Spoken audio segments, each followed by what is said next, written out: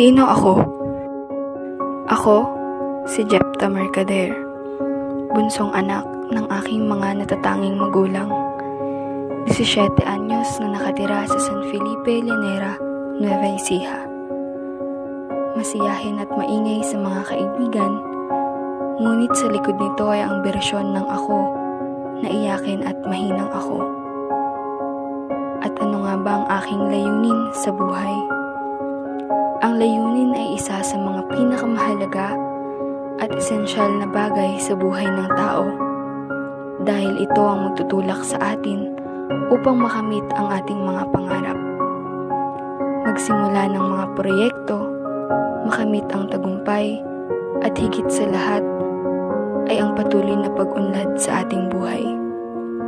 At ang isa sa aking mga layunin ay makapagtapos ng pag-aaral at makamit ang aking mga pangarap. Ito ay para sa aking mga magulang na siyang nagbibigay sa aking mga pangangailangan. Layunin kong ibalik ang kanilang mga sakripisyo sa pamamagitan ng aking tagumpay.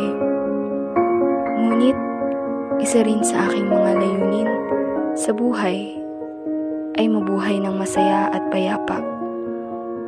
At ito naman ay para sa aking sarili. Layunin kong bigyan ng payapang pamumuhay ang aking sarili pagkatapos ng matinding hirap na alam kong dadanasin ko sa pagkamit ng aking mga layunin, sa pagkamit ng aking tagumpay.